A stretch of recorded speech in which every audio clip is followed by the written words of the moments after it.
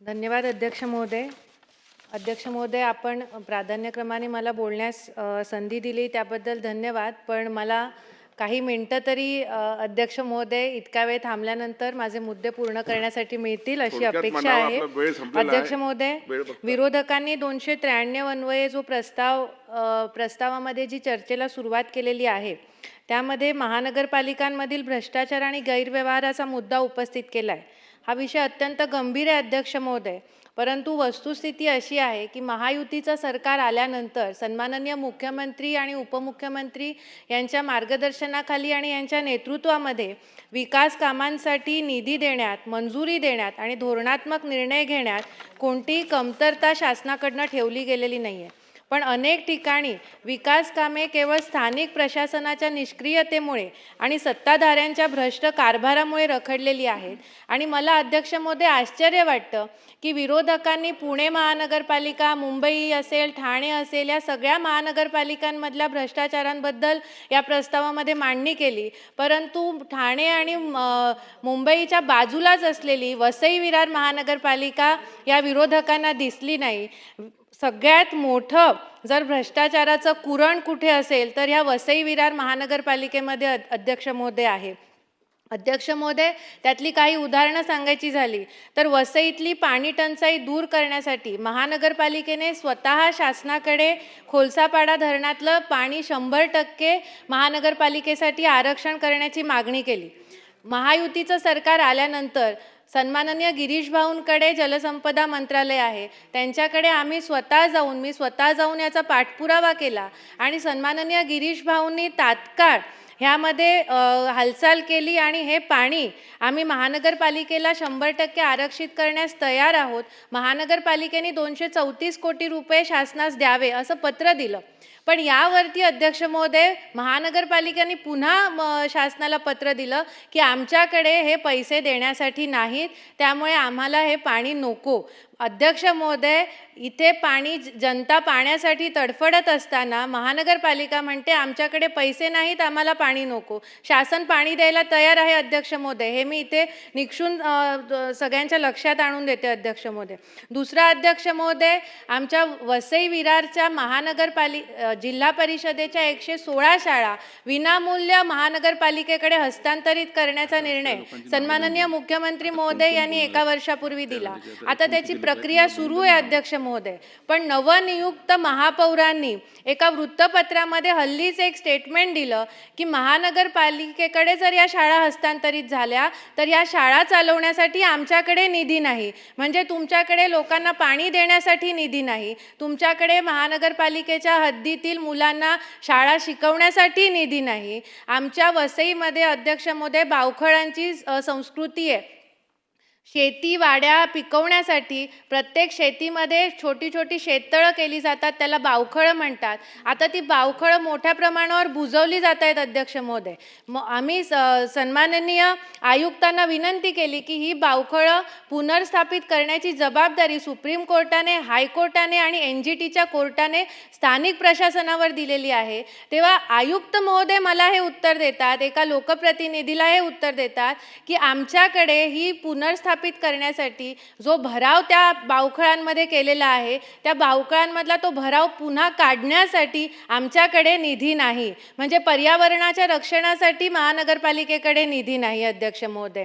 अध्यक्ष महोदय, MMRDA जवळपास 1,500 ते 2,000 कोटी रुपये महानगरपालिकेला द्यायला तयार आहे. सन्माननीय मुख्यमंत्र्यांनी हे सांगितलं की तुम्ही भूसंपादनाची प्रक्रिया पूर्ण करा आणि जे रस्ते आणि जे ब्रिज आहेत त्याला मंजुरी घेऊन कामं सुरुवात करा. 1 वर्ष झालं अध्यक्ष महोदय, नोटिसा देण्यापलीकडे वसई विरार महानगरपालिकेने भूसंपादनाची प्रक्रिया पुढे नेलेली नाही आहे अध्यक्ष महोदय. सरकार पैसे द्यायला तयार आहे, सरकार योजना देत आहे. अमृत योजना 2 अंतर्गत वसईमध्ये आता सगळीकडे पाण्याच्या वितरणाची व्यवस्था होते अध्यक्ष महोदय. जर ही अमृत योजना नसती तर आजही वसईच्या पश्चिम पट्ट्यामध्ये पाण्याची वितरण व्यवस्था ही महानगरपालिका पोचवू शकली नसती अध्यक्ष महोदय. आज ही परिस्थिती आलेली आहे की अमृत योजना असेल किंवा वसईतला नारिंगीचा ब्रिज झाला असेल, महाराष्ट्र सरकार आणि केंद्र शासनाने केलेल्या सगळ्या योजनांचं श्रेय मात्र तिथला स्थानिक पक्ष घ्यायला बघतो. परंतु जेव्हा पैसे खर्च करायची वेळ येते तेव्हा आमच्याकडे पैसे नाहीत असं म्हणून हात झटकतो अध्यक्ष महोदय. भ्रष्टाचाराचा कळस म्हणजे अध्यक्ष महोदय महानगरपालिकेतल्या नाले सफाईचं काम अध्यक्ष महोदय. बाजूलाच आमच्या मीरा भाईंदर महानगरपालिका आहे. या मीरा भाईंदर महानगरपालिकेमध्ये भाड्याने यंत्रसामुग्री घेतली जाते नालेसफाईसाठी. तिथे 8 तासासाठी 10,000 रुपये त्या यंत्रसामुग्रीसाठी दिले जातात. पण आमच्या वसई विरार महानगरपालिकेमध्ये 1 तासाचे 10,000 रुपये दिले जातात अध्यक्ष महोदय.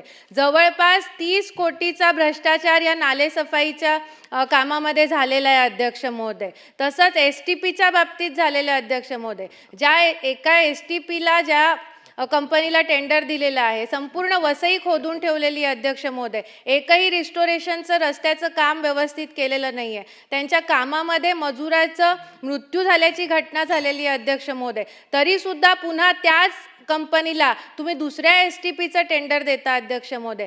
साधं नालेसफाई असू दे, STP असू दे, 250 कोटी रुपये आचोळ्याच्या मल्टी स्पेशालिटी हॉस्पिटलसाठी अध्यक्ष महोदय शासनाने महानगरपालिकेला दिलं. पण महानगरपालिकेने काय केलं? या 250 कोटी रुपये मिळाल्यानंतरही PPP तत्वावरती हॉस्पिटल उभारण्याचं टेंडर केलं. 2दा रिकॉल झालं हे टेंडर अध्यक्ष महोदय. आणि नंतर आता हे टेंडर EPC तत्वावर केलेलं आहे.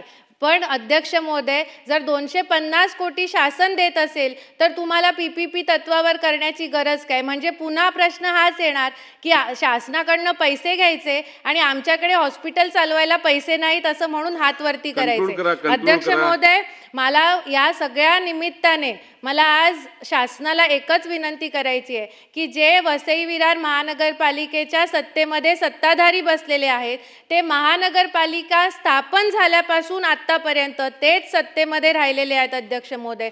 मध्ये 5 वर्ष प्रशासकाचा काळ होता अध्यक्ष महोदय. आणि ह्यांची प्रवृत्ती ही फक्त घेण्याची झालेली आहे, देण्याची प्रवृत्ती नाहीच आहे. लोकांकडनं कर घ्यायचा, लोकांकडनं कर वाढवायचा आणि शासनाकडनं निधी घ्यायचा, पण लोकांना त्या बदल्यात सुविधा द्यायच्या नाहीत. शासनाला घेतलेल्या पैशांचा हिशोब द्यायचा नाही, शासनाला चुकीची माहिती देऊन दिशाभूल करत राहायचं, ही या सत्ताधारी आणि तिथे बसलेल्या भ्रष्ट अधिकाऱ्यांची प्रवृत्ती झालेली आहे अध्यक्ष महोदय. मला आज विंदा करंदीकरांच्या 4 ओळी आठवतात अध्यक्ष महोदय. विंदा करंदीकर म्हणतात, देणाऱ्याने देत जावे, घेणाऱ्याने घेत जावे. एकदा काळ असा येतो की घेणाऱ्याचे हात घ्यावेत. मला सरकारला एकच विनंती करायची आहे की या महानगरपालिकेला पैसे देताना एका पैशाचा हिशोब या महानगरपालिकेकडनं शासनाने घ्यावा.